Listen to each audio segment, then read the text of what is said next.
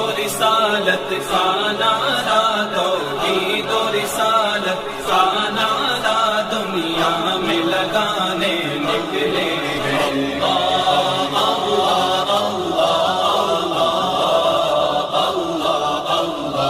कि ये सहाबा ने अकीदा दिया है आप सल्लल्लाहु ताला अलैहि वसल्लम को पुकारना या रसूलुल्लाह या मोहम्मद सल्लल्लाहु अलैहि वसल्लम।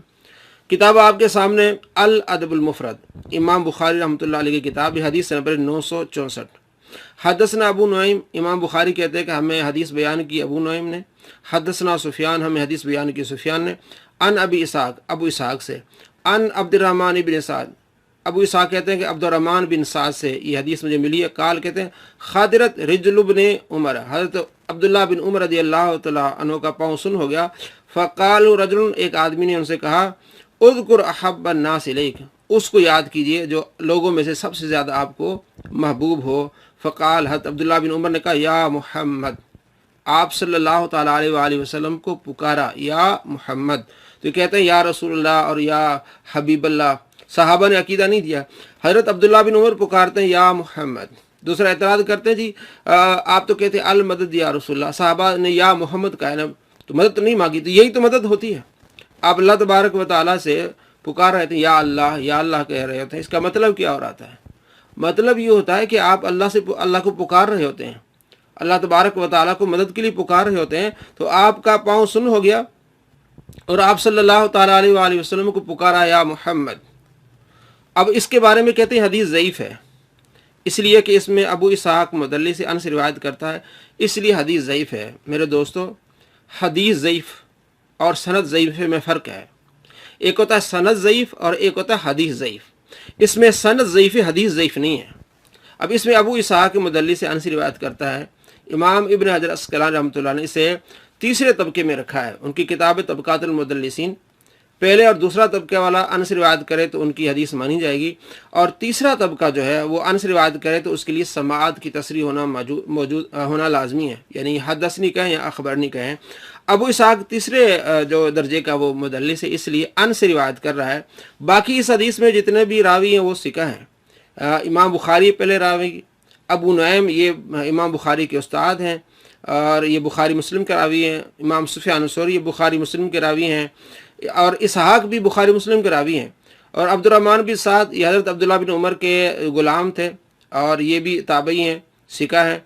तो उसके बाद हज़रत अब्दुल्लाह बिन उमर है। अब सवाल ये पैदा होता है कि ये हदीस ज़ईफ़ है, हदीस ज़ईफ़ नहीं है, सनद ज़ईफ़ है। फ़र्क होता है कि हदीस ज़ईफ़ होने का मकसद ये होता है कि इस हदीस की जितनी भी सनद हैं वो सारी ज़ईफ़ हों, तब वो हदीस ज़ईफ़ होती है।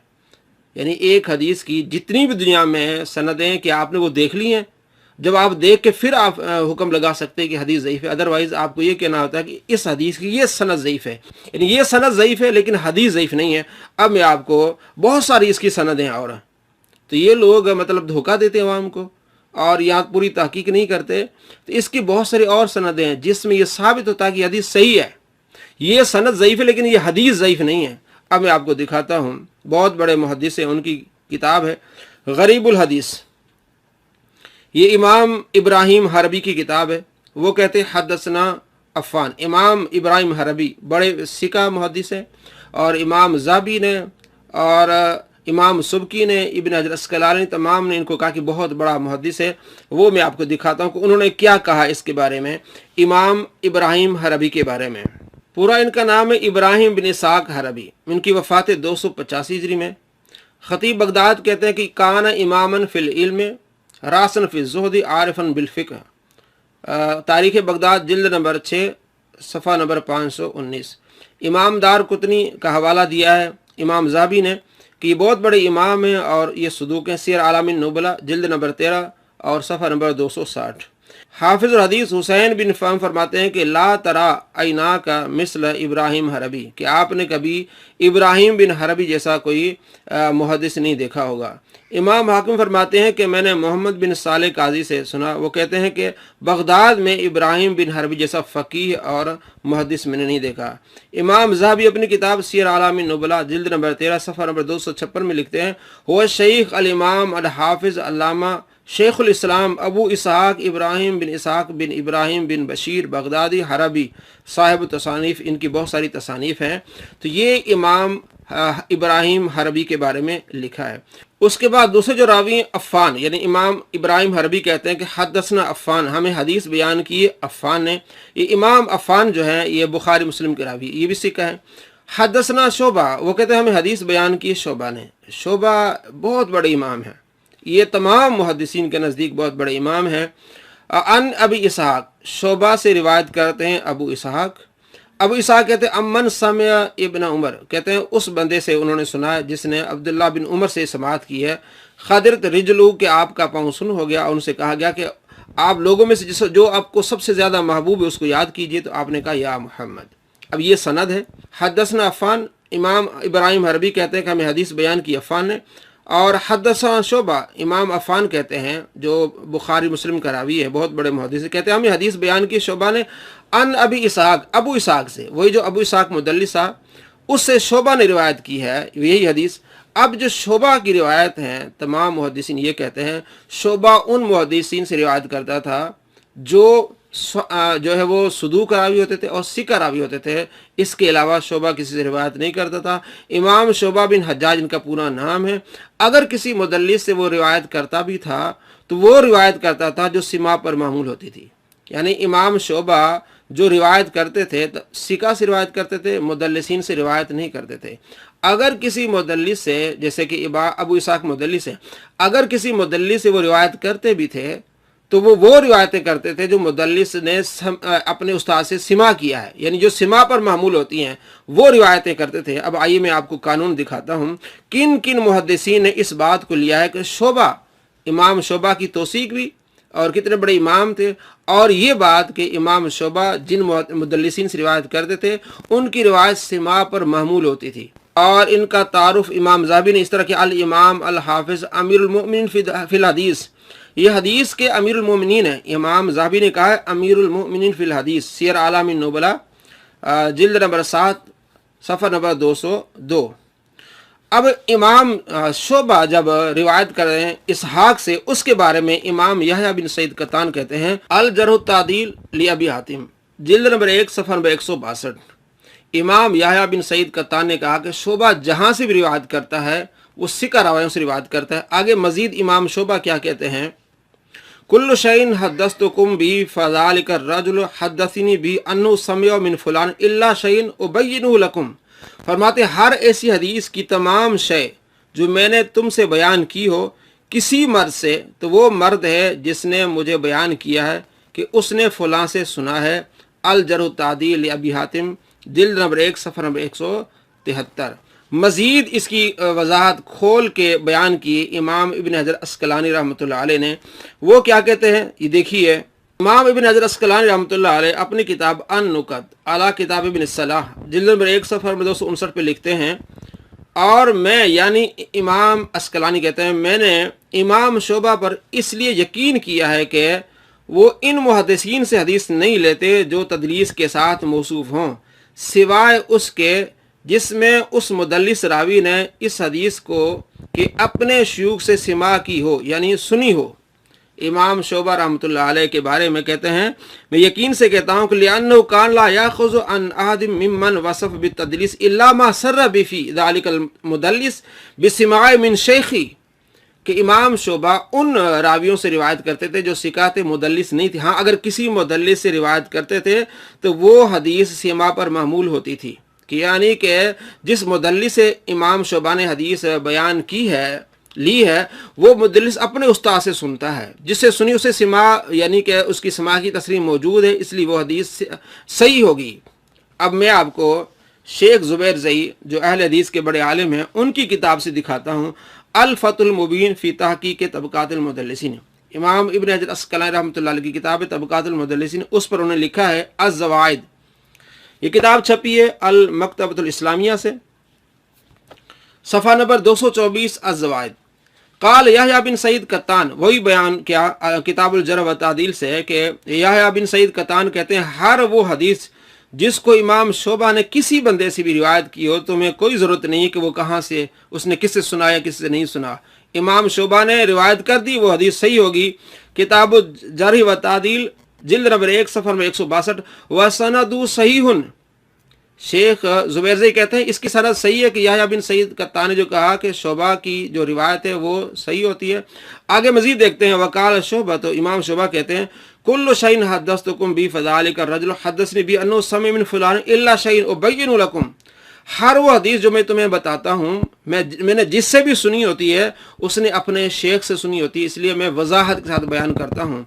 आगे शेख जुबैर कहते हैं कुल तो मैं कहता हूँ, शेख जुबैर कहते हैं मैं कहता हूँ फीह दलील, इस बात में दलील है, अला अन्न हदीस शोबाता, कि शोबा की जो हदीस है अनिल मुदल्लिसीन, मुदल्लिसीन से जब शोबा हदीस ले, महमूल अला सिमा, सिमा पर महमूल होती है। बात हो गई क्लियर कि इमाम शोबा जब किसी मुदल्लिस से रिवायत करे तो वो सिमा पर मामूल होती है।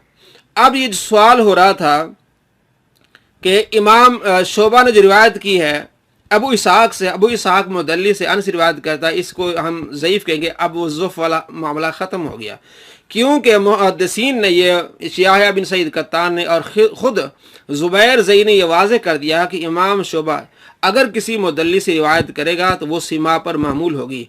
अब ये हदीस जिस पर एतराज़ होता था कि अबू इसहाक मुदल्लिस है, वो जो मसला था ख़त्म हो गया, इसलिए कि इस सनद में शोबा रिवायत करता है अबू इसहाक से, और ये कानून है कि शोबा जब किसी भी मुदल्लिस से रिवायत करे तो वो मुदल्लिस जो उसकी समाअत की तस्रीह मौजूद होती है तब शोबा, इमाम शोबा तब वो हदीस लेते हैं। तो बात हो गई क्लियर कि हदीस है हो गई सही कि अब्दुल्लाह बिन उमर रज़ी अल्लाह तआला अन्हु का जब पाँव सुन हो गया तो आपने पुकारा या मोहम्मद सल्लल्लाहु ताला अलैहि वसल्लम। सहाबा ने अकीदा बताया है कि आप सल्लल्लाहु ताला अलैहि वसल्लम मौजूद न हो तब भी पुकारा जा सकता है या मोहम्मद। अब यह एतराज़ होगा कि कुरान मजीद फुरकान हमीद में अल्लाह तबारक व तआला ने फरमाया है ला तजअलू दुआ रसूल बैनकुम का दुआ बादिकुम बादा, रसूल पाक सल्लल्लाहु ताला अलैहि वसल्लम को इस तरह न बुलाना जिस तरह एक दूसरे को बुलाते हो। सूरह नूर आयत नंबर 63। ला तजअलू दुआ रसूल बैनकुम का दुआ बादिकुम बादा, तुम अल्लाह ताला के नबी के बुलाने को ऐसा बुलावा न कर लो जैसा कि आपस में एक दूसरे को होता है। तो अब यह एतराज़ होता है कि अल्लाह तबारक व तआला ने मना फरमाया है कि आप सल्लल्लाहु ताला अलैहि वसल्लम का नाम लेके जो है वो उनको बुलाया जाए, तो आप या मोहम्मद कहते हैं तो ये गुस्ताखी है। अगर आप इन सनदों को आप सही मानते हैं तो इसका मतलब ये कि आप ये बताना चाहते हैं कि सहाबा कराम अलैहि रिदवान गुस्ताख थे। नऊज़ बिल्लाह, हरगिज़ ऐसी बात नहीं है। आप तहकीक करके देखें कि आप सल्लल्लाहु ताला अलैहि वसल्लम के बारे में जो अल्लाह फरमाते ला तजअलू दुआ रसूल बैनकुम, आप नबी पाक सल्लल्लाहु ताला अलैहि वसल्लम को ऐसे न बुलाओ जिस तरह एक दूसरे को बुलाते हो। एक होता है बुलाना और एक होता है पुकारना। बुलाना और होता है, पुकारना और होता है। आप सल्लल्लाहु ताला अलैहि वसल्लम जा रहे हैं तो पीछे से बुलाना है, आपको बुलाना या मोहम्मद कहना, बुलाना ये हो जाएगी गुस्ताखी। लेकिन आपको निदा देना, मोहब्बत में आपको याद करना, आप सल्लल्लाहु ताला अलैहि वसल्लम का नाम लेना, ये गुस्ताखी नहीं होगी। अल्लामा गुलाम रसूल सईदी रहमतुल्लाह अलैह तिबियानुल कुरान जिल्द नंबर 8 सफ़ा नंबर 193 पे लिखते हैं कि या मोहम्मद कहकर बुलाने से मना किया है, यानी या मोहम्मद कहकर बुलाना मना है। आप सल्लल्लाहु ताला अलैहि वसल्लम जा रहे हैं तो या मोहम्मद कहना ये बुलाना मना है, लेकिन आपको निदा करना ये मना नहीं है। या मोहम्मद कहकर आपको निदा करने से मना नहीं है, और हम या मोहम्मद कहकर निदा के कायल हैं, बुलाने के कायल नहीं और निदा के कायल हैं, क्योंकि निदा में उसको मुतवज्जह करना मकसूद होता है, जिसको निदा की जा रही है उसको बुलाना मकसूद नहीं होता। जैसे हम ये अल्लाह कहते हैं तो इससे मकसूद अल्लाह ताला को बुलाना नहीं होता, बल्कि उसकी ज़ात को अपनी और अपने हाल की तरफ मुतवज्जह करना मकसूद होता है। जब हम कहते हैं या अल्लाह तो अल्लाह तबारक व तआला को हम बुला नहीं रहे होते, बल्कि उसको निदा कर रहे होते हैं और अपनी ज़ात की तरफ जो है वो उनको मुतवज्जह करना मकसूद होता है। इसी तरह जब हम या मोहम्मद कहते हैं तो उससे रसूलुल्लाह सल्लल्लाहु ताला अलैहि वसल्लम को अपनी तरफ मुतवज्जह करना मकसूद होता है और आपको बुलाना मकसूद नहीं होता। यह अल्लामा गुलाम रसूल सईदी रहमतुल्लाह अलैह ने तिबियानुल कुरान जिल्द नंबर 8 सफ़ा नंबर 193 में वजाहत कर दी कि बुलाना मकसूद नहीं होता बल्कि पुकारना होता है। जो मना है गुस्ताखी वो बुलाना है। आप सल्लल्लाहु ताला अलैहि वसल्लम को बुलाना मना है, आप सल्लल्लाहु ताला अलैहि वसल्लम को जो है वो निदा देना मना नहीं है। और इसकी दलील मैं आपको दूँ, इब्ने माजा से कि आप सल्लल्लाहु ताला अलैहि वसल्लम के पास एक नाबीना साहबी आया, अर्ज़ किया या रसूलल्लाह मेरी बीनाई के लिए दुआ कीजिए। तो आप सल्लल्लाहु ताला अलैहि वसल्लम ने इरशाद फरमाया अगर तुम सब्र करो तो बेहतर है। और अर्ज़ किया या रसूलल्लाह मुझे मेरे लिए दुआ करें।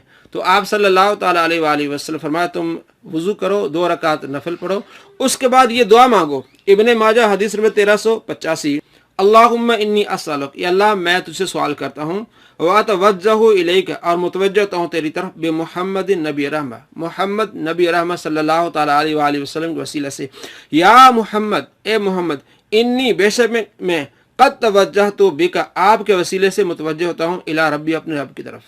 या मोहम्मद ए मोहम्मद, आप सल्लल्लाहु ताला अलैहि वसल्लम ने उसे सिखाया कि या कहना, या मोहम्मद कहना है। आपको निदा, आपने निदा सिखाई है।